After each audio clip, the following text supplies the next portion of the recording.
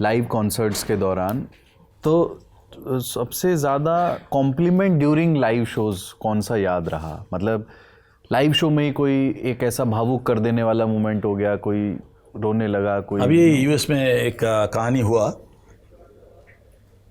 मैं आपको क्या बताऊं, ये शायद उन लोगों का वीडियो में भी होगा, ये कोई वीडियो में तो होगा ही 100%, क्योंकि ये वायरल होता ही है।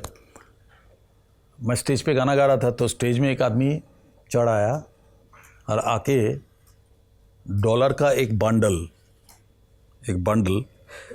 आके मेरे हाथ में, डॉलर गड्डी मतलब ऐसा 10,000 के आसपास होगा, ऐसा कुछ बंडल था।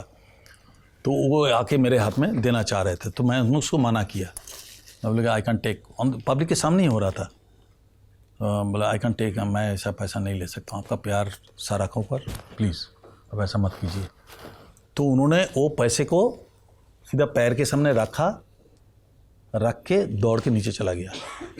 आप लो ना लो, ये पैसा तो मैं लेके नहीं जाऊँगा, ये आपके लिए मैं लाया हूँ। तो वो लेके रख के गया। एंड मैंने म्यूजिशियंस को बोला तुम लोग आपस में बांट लो, चलो। तो प्यार इस तरह से देखो, एक इंसान कितना इन्फ्लुएंस्ड हो तो गाने में, कौन सा गाना था वो, गाने के बाद वो पागल की तरह उठ के आ गया। तो ऐसा होता है यार, ऐसा कहानी बहुत सारा है मेरा। वेस्ट इंडीज़ में एक जन तो आके अपना ऐसा मोटा ब्रेसलेट मेरे पैर पे ऐसा रख के चला गया।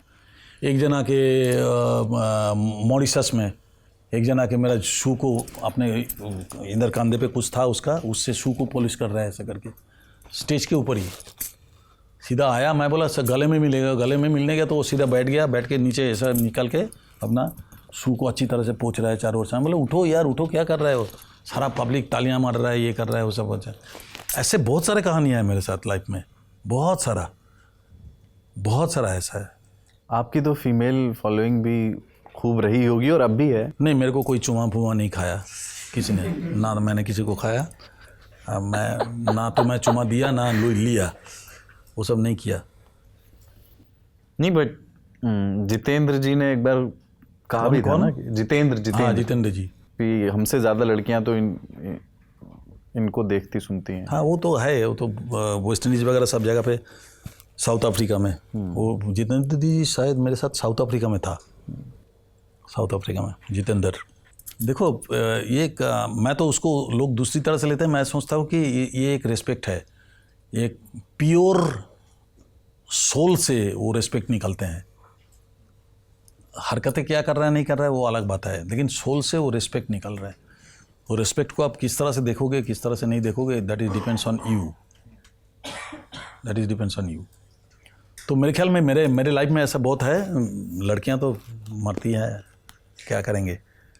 पर आपको बधाई, आपके शादी के 25 साल पूरे हुए।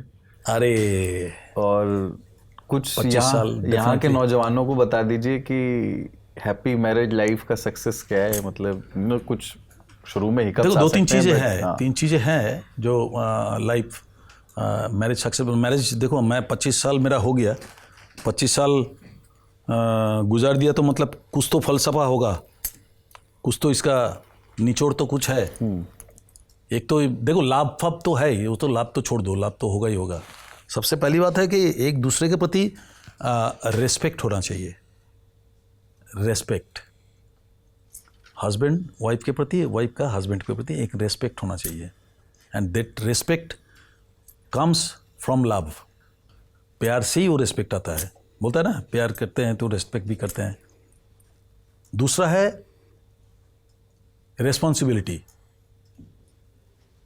आप अपना रिस्पॉन्सिबिलिटी पूरा कर रहा है, वो उसका रिस्पॉन्सिबिलिटी पूरा कर रहा है, इसमें कभी कोई दो राय नहीं हो सकते।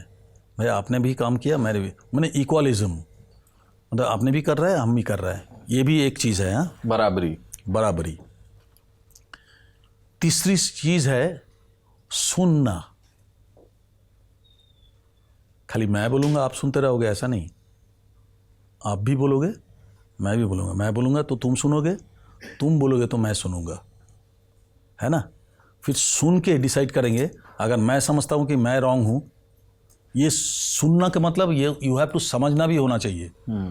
आप सुन के आप जब आपको आगे वाला आपको समझा देंगे कि भाई आप इस जगह पे रॉन्ग हो, तो उस चीज़ को मानना, इसको बोलते हैं समझना। सुनना एंड समझना, ये सब बहुत सारा पॉइंट्स है। तो ये दोनों चीज़ जब दोनों में होंगे तो झगड़ा होगा ही नहीं।